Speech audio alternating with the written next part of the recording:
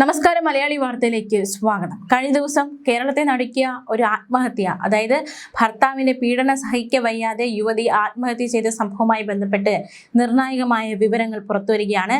ഒരു യുവതിയുടെ ദേഹത്ത് 17ഓളം മുറിവുകൾ ഉണ്ടായിരിക്കുകയാണ്. അതും ഭർത്താവ് ഏൽപ്പിച്ച മുറിവുകളാണ്. ദേഹത്ത് കയറിയിരുന്ന് മുഖത്തടിക്കാറുണ്ട്. മാത്രമല്ല, വലിയ രീതിയിൽ പാടുകൾ വരാത്ത രീതിയിലാണ് ഇയാൾ ഉപദ്രവിച്ചുകൊണ്ടിരുന്നത് എന്നതടക്കമുള്ള ഒരു ആരതി അവസാനമായി കുറിച്ച വാക്കുകളിൽ അതൊക്കെ വ്യക്തമായിരുന്നു. എന്തായാലും അതിക്രൂരമായ പീഡനമാണ് നടന്നുകൊണ്ടിരുന്നത്. സ്വാഭാവികമായിട്ട് ചോദ്യങ്ങൾ ഉയരും. ആരോടും പറഞ്ഞിരുന്നില്ലേ? ഇപ്പോൾ ആരെങ്കിലും അറിഞ്ഞിരുന്നെങ്കിൽ എന്തുകൊണ്ടൊരു നടപടി എടുത്തില്ല എന്നതടക്കമുള്ള ചോദ്യങ്ങൾ ഉയരും. ഈ സംഭവത്തില് ആരതിയും അമ്മയും തമ്മിലുള്ള ചാറ്റ് പുറത്തു വന്നിരിക്കുകയാണ്. അതായത് തൻ്റെ വിഷമം കേൾക്കാനോ അല്ലെങ്കിൽ താൻ അനുഭവിക്കുന്ന ദുരിതങ്ങൾ മനസ്സിലാക്കി അതനുസരിച്ച് ഒരു പരിഹാരം കണ്ടെത്താനോ ചുറ്റുമുള്ളവർക്ക് സാധിച്ചില്ല, ചുറ്റുമുള്ളവർക്ക് വീഴ്ച സംഭവിച്ചു എന്നതിലേക്ക് വിരൽ ചൂണ്ടുന്ന തരത്തിലുള്ള ചാറ്റുകളാണ് പുറത്തു വരുന്നത്. ചാറ്റിൽ മർദ്ദനമേറ്റതിൻ്റെ ചിത്രങ്ങൾ അമ്മയ്ക്ക് ആരതി അയച്ചിരുന്നു. മുഖത്തും കയ്യിലും ദേഹത്തും മുറിവുകൾ പറ്റിയ ചിത്രങ്ങളാണ് അമ്മയ്ക്ക് അയച്ചു കൊടുത്തത്. മാർച്ച് 17 സംസാരിച്ചതിൻ്റെ ചാറ്റുകൾ പുറത്തു വരുമ്പോൾ അമ്മ ഈ വിവരം അറിഞ്ഞിട്ടും മകളോട് നൽകിയ മറുപടി അത് വളരെ നടക്കുന്ന ആരതി അമ്മയ്ക്ക് മാത്രമല്ല അച്ഛനും ചിത്രങ്ങൾ അയച്ചു കൊടുത്തിട്ടുണ്ടായിരുന്നു. അച്ഛൻ കാണട്ടെ എന്നും ആരതി ചാറ്റിൽ വ്യക്തമാക്കുന്നുണ്ട്. പരിക്കുകൾ ആശുപത്രിയിൽ കാണിക്കണമെന്ന് അമ്മ ആരതിയോട് പറയുന്നുണ്ട്. അതുലിന്റെ അമ്മ തൈലമിട്ട് തടവി തരാമെന്ന് പറഞ്ഞതായും അതുൽ ആശുപത്രിയിൽ കൊണ്ടുപോകില്ലെന്നും ആരതിയും തിരിച്ചു പറയുന്നുണ്ട്. ആവശ്യമില്ലാതെ ഒന്നും സംസാരിക്കരുതെന്നും ഒന്നിനും അങ്ങോട്ട് പോകരുതെന്നുമാണ് അമ്മ മറുപടി നൽകിയിരിക്കുന്നത്. 1.5 വർഷം മുൻപായിരുന്നു ആരതിയുടെയും അതുലിന്റെയും വിവാഹം. ഇരുവരും വർക്കലയിൽ വാടകയ്ക്ക് താമസിക്കുകയായിരുന്നു. വർക്കലയിലെ വാടക വീട്ടിലാണ് ആരതിയെ മരിച്ച നിലയിൽ കണ്ടെത്തിയത്. വിവാഹം കഴിഞ്ഞ് 3-ാം മാസം മുതൽ ആരതി ഭർതൃപീഡനം നേരിട്ടിരുന്നുവെന്നാണ് കുടുംബത്തിന്റെ ആരോപണം. ഭർത്താവ് ശാരീരികമായി ഉപദ്രവിച്ചതിന്റെ ദൃശ്യങ്ങൾ അമ്മയ്ക്ക് അയച്ചു നൽകിയിട്ടുണ്ട്, അച്ഛനും അയച്ചു നൽകിയിട്ടുണ്ട്. പക്ഷെ വേണ്ട രീതിയിലൊരു നടപടിയെടുത്ത് ആരതിയെ സംരക്ഷിക്കാൻ അതിൽ അവർക്ക് സാധിച്ചില്ല. അവർക്ക് വീഴ്ച സംഭവിച്ചു. 50 പവൻ സ്വർണം വിവാഹ സമയത്ത് കുടുംബം ആരതിക്ക് നൽകിയിരുന്നു. അതിൽ പല ഘട്ടത്തിലായി ഇത് പണയം വയ്ക്കുകയും ഏറ്റവും ഒടുവിൽ 8 ലക്ഷം രൂപയ്ക്ക് സ്വർണം വിൽക്കുകയും കാർ വാങ്ങുകയും ചെയ്തു. ഇതെല്ലാം ഇരുവരും തമ്മിലുള്ള വഴക്കിന് കാരണമായി. പിന്നീട് പണം ആവശ്യപ്പെട്ട് അതുൽ ആരതിയെ ഉപദ്രവിച്ചിരുന്നു എന്നാണ് കുടുംബത്തിന്റെ ആരോപണം. ഒരുപാട് നാളായി പെൺകുട്ടി കടുത്ത പീഡനം നേരിട്ടിരുന്നു എന്നാണ് ആത്മഹത്യക്കുറിപ്പിൽ വ്യക്തമാക്കിയിരിക്കുന്നത്.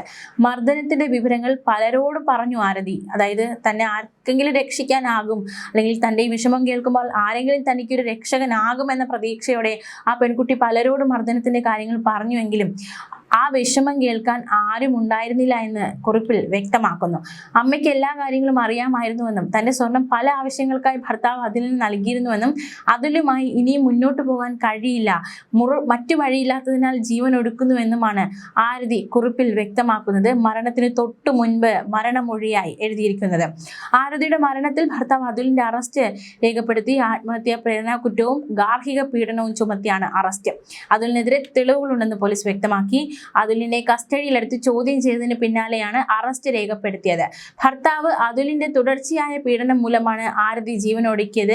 യുവതിയുടെ ശരീരത്തിൽ 17ഓളം മുറിവുകൾ ഉണ്ടായിരുന്നു. മർദ്ദനമേറ്റതിന്റെ അടയാളങ്ങളും ഇൻക്വസ്റ്റിൽ കണ്ടെത്തിയിട്ടുണ്ട്. ഇത്രയും മുറിവുകൾ സഹിച്ച് ഇത്രയും ഒരു 27-കാരിയാണ് വളരെ പ്രതീക്ഷയോടെ ഒരു കുടുംബജീവിതത്തിലേക്ക് കാലുവെച്ചതാണ്. പക്ഷേ ഭർത്താവിന്റെ ഭാഗത്തു നിന്നുണ്ടായത് വളരെ വിപരീതമായ, അതിന് ശരീരം പോലും ഇത്രത്തോളം 17ഓളം മുറിവുകൾ ശരീരത്തിലുണ്ട് എന്നത് വളരെ നടക്കുന്ന വിവരം തന്നെയാണ്. മാത്രമല്ല, ഇത് ഒതുക്കി വെച്ചിരുന്നില്ല. പലരോടും പറയാൻ നോക്കി, രക്ഷപ്പെടുക എന്ന ലക്ഷ്യത്തോടെ, രക്ഷപ്പെടുത്താനാകും ആർക്കെങ്കിലും എന്ന പ്രതീക്ഷയോടെ പറഞ്ഞു. പക്ഷെ അവിടെയും ഫലമുണ്ടാകാതെ വന്നപ്പോഴാണ് 27-കാരി മരണത്തിന് കീഴടങ്ങിയത്. ഇത്തരത്തിൽ മരണങ്ങൾ ഉണ്ടാകുമ്പോൾ മാത്രം വേദനിക്കുന്നു, വിലപിക്കുന്നു. അത് കഴിഞ്ഞ് വീണ്ടും ഇത്തരത്തിലുള്ള സംഭവങ്ങൾ ആവർത്തിക്കുന്നു. ആരതി ഈ പറഞ്ഞ വ്യക്തികൾ, അല്ലെങ്കിൽ ആരതി ഇത്തരത്തോളം വേദനകൾ അനുഭവിക്കുന്നുണ്ട് എന്ന് കേട്ട ആരെങ്കിലും ഒരു ഇടപെടൽ നടത്തിയിരുന്നുവെങ്കിൽ ഇന്നും ആരതി ജീവനോടെ ഉണ്ടാകുമായിരുന്നു എന്ന് തന്നെയാണ് നമുക്ക് അനുമാനിക്കാൻ സാധിക്കുന്നത്. എന്തായാലും കേട്ടവർക്കൊന്നും ചെയ്യാൻ സാധിച്ചില്ല. ഇത് സഹിച്ച് ജീവിക്കാൻ പറ്റില്ല എന്ന തീരുമാനത്തിൽ ജീവൻ ഒടുക്കുകയായിരുന്നു ആരതി. ഭർത്താവിൽ നിന്നും ഒരു ഭാര്യ ആഗ്രഹിക്കുന്ന സ്നേഹമുണ്ട്, അത് തനിക്ക് കിട്ടിയിട്ടില്ല എന്ന് ആരതി വ്യക്തമാക്കുന്നുണ്ട്. പലരോടും തൻ്റെ വിഷമം പറഞ്ഞു, പക്ഷെ ആരും കേട്ടില്ല. ഒരു നിസ്സഹായ വല്ലാത്തൊരു അവസ്ഥയിലായിരുന്നു ആരതി എന്ന് ഈ വാക്കുകളിൽ നിന്ന് വ്യക്തമാണ്. സ്വർണം എടുത്തിട്ടും അതിലിന് വലിയ കടബാധ്യത ഉണ്ടായിരുന്നു എന്നാണ് ആരതിയുടെ കുടുംബം പറയുന്നത്. ഇതേ ചൊല്ലി അതിലും ആരതിയും തമ്മിൽ തർക്കമുണ്ടായിരുന്നു. മറ്റൊരു പെൺകുട്ടിയുടെ പേരിലും പ്രശ്നങ്ങളുണ്ടായിരുന്നു. പലതവണ വീട്ടിലേക്ക് വിളിച്ചിട്ടും ഭർത്താവിനോടുള്ള ഇഷ്ടം കാരണം ആരതി തിരികെ വന്നില്ലെന്നാണ് അമ്മ പറയുന്നത്. എന്നാൽ പരാതികളെല്ലാം അതിലിന്റെ കുടുംബം നിഷേധിച്ചു.